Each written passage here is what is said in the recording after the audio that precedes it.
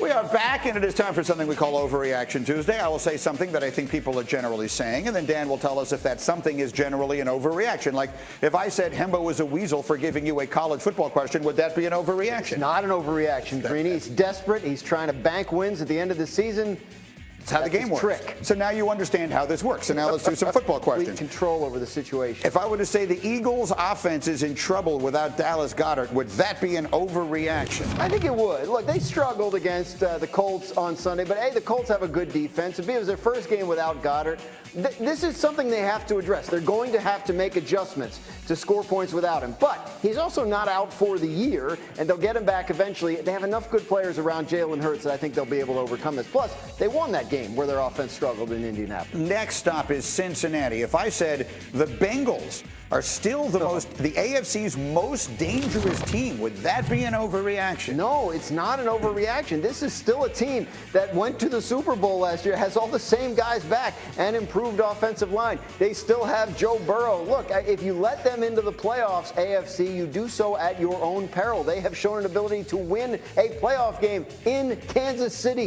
How many other AFC playoff teams can say that? No, look, Jamar Chase comes back healthy. I think they're the most dangerous under the radar team for sure. And then, speaking of under the radar, if I said the Falcons are going to catch up to Tampa and win the NFC South, would that be an overreaction? I think it's not an overreaction. Like, I don't think it's going to happen, but if the Buccaneers aren't careful, it can. I don't have any concept of how the Atlanta Falcons are winning games. And to be fair, they've lost more than they've won, but they've won more than you would think, and they just sort of have this ability to hang around. I think they could be very annoying to Tampa Bay if Tampa Bay does not get its act together and have a strong second half of the season. Well, so that's going to go one of two ways. I agree with you, because I think we all figure Atlanta's going to finish right in the neighborhood of 500, because that's what they've been, right? They could steal one here and there and just sort of be a problem for a team that's underachieving it like Tampa Bay has. Correct. So that's the question. Does Tampa start achieving? I made the statement here last week, Domonique. I expect Tampa to put on a very strong second half. You've seen some signs. I know it hasn't been spectacular,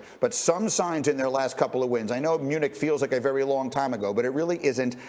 Do you believe that it starts moving in the right direction for them? Because I'm going to get to Brady's future here in a second, but are they going to have a strong second half here? Because that could inform part of what they decide to do. Yeah, it feels like they might have a strong-ish second half. The sad thing is it doesn't have to be that strong considering the division that they're in. So I think a lot of teams in the NFC are really disappointed in the NFC South because they had a chance to be done with Tom Brady in this very talented Bucs defense, and nobody in the South can put them away. So, yeah, I mean, it's not going to take much, but you get them in the playoffs, they're going to be trouble for everybody. So you see they've got the good chance to get to the playoffs. We'll see. In the meantime, the question that was on the screen a moment ago is the one I want to ask you. And that is, what does Brady's future look like beyond this year? First he was retired, then he's back. Now we understand there's been some resolution, to the circumstances in his personal life. How do you view his future beyond this? Because I hear a lot of people suggest to me they think he continues playing and not where he is. Yeah, I think it's really intriguing. And let's remember this, Greeny. Sean Payton and Tom Brady have the same agent, and they could be a package deal. There's a number of teams out there, Carolina, New Orleans, maybe Las Vegas, Arizona, that could be looking for possibly a head coach and a quarterback. I think this is really intriguing because if he keeps playing and he goes someplace else, it's not going to be for a rebuild, and he's going to go with somebody that knows how to coach offense, and Sean Payton would be an ideal partner. Well, I just wrote down the names you mentioned. New Orleans, the idea of Sean Payton going back there feels unlikely to me, right? But let's look at Arizona and Las Vegas. I don't see Brady at this point in his life going to a cold weather city, right? Probably not. That's kind of tough to picture. It feels to me like he really likes being down there in Florida. We know that there was an interest in Miami. That seems to have gone the other way now with Tua. What do you think of it? Is there a place Tom Brady could go next season, Domonique Foxworth, and be right in the Super Bowl mix?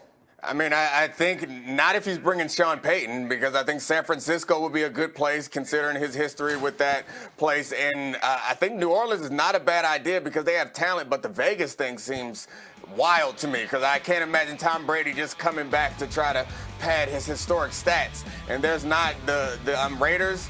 They are not a quarterback away or offensive-minded head coach away from winning a championship.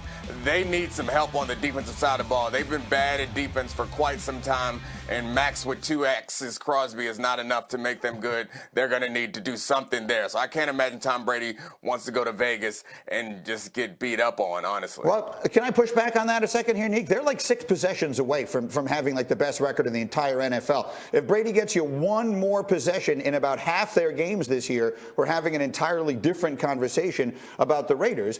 What is your, if I were to give you 3 scenarios, Dan Graziano? One is Brady retires. The second is Brady is someone else's quarterback next year. And the third is he's the quarterback of the Bucs.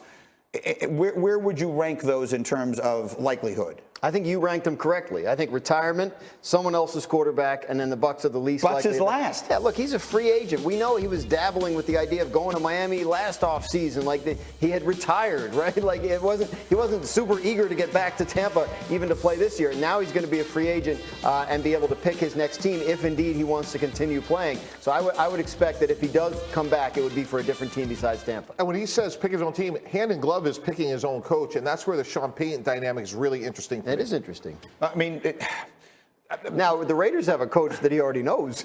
Yeah, right. He could go there and play for Josh McDaniels. Him knowing him could work either way.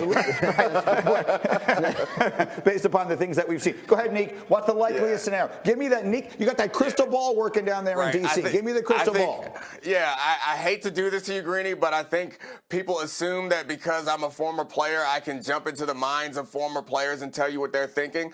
I think that's possible for some former players, not for the greatest of all time. No. I'm not sure what motivates this man because, I mean, 4 Super Bowls ago, I'd have been satisfied. $100 million ago, I'd have laid back on my laurels. I don't know what motivates him, but it seems to me that football is still, if not the most important thing, the second most important thing in his life. So I can't imagine him just willingly walking away. So I think he ends up somewhere else, but not in Tampa. All right. Well, we will find out soon. So his future, both short-term and... Time deep down the right side. Oh, it's caught at the 45. They should turn on the tape and check him out. 68 to Tony Pollard on 3rd and 15. Good night, nurse. A night where we didn't play well in any phase of our football team. Didn't coach well enough, didn't play well enough. Not good enough tonight. Got to play better. Now we lost as a team and we got to bounce back. What I see out here right now is the team that you can go get a Super Bowl with. Keyshawn, J. Willimax, ESPN Radio. We are joined now by Dan Graziano, ESPN NFL Insider. We're coming to you live from the Seaport, brought to you by Patron. Perfection starts with Patron. Good morning, Dan. Good morning, Max. So, the guy looked good last night, by the way, Garoppolo. He looked good. 4 touchdown passes. Yeah, better than usual. Yeah. Yeah, if they run into Arizona in the playoffs, they're going to be nails. Just curious, do you think they're going to go on a deep playoff run as usual with Jimmy G under center or no? I think they might win a plaplayoff game or like they usually do. Or 3, You're maybe? not high on the 3? No, I can't remember last time they won 3. Well, they won 2. They won 2. They won. They were in the NFC Championship game and in the Super Bowl. They won 2. I believe he threw a combined 25 passes in those 2 games. He did. I remember where they were, though. I think so. Like the Eagles and Cowboys better? I'll tell you what, he looked good last night. Real good. Yeah. I know I'm hijacking the show. I honestly think he looks like a better player this year. Like he looks like he's quicker with his decisions and all that kind of than we're used to seeing. Dan, huh? So something. Yeah, we'll see. He does look, Jimmy G's going to We'll see. Ultimately, I think he'll probably screw it up, but I do think he's playing better. I think he looks like a more. I just think he looks sharper for whatever reason. He almost threw 3. He almost threw 3 picks last night. Yeah. No. He'll get you beat eventually, but. Right now he looks good. The 3rd most successful quarterback of his era in terms of playoff runs, and you guys are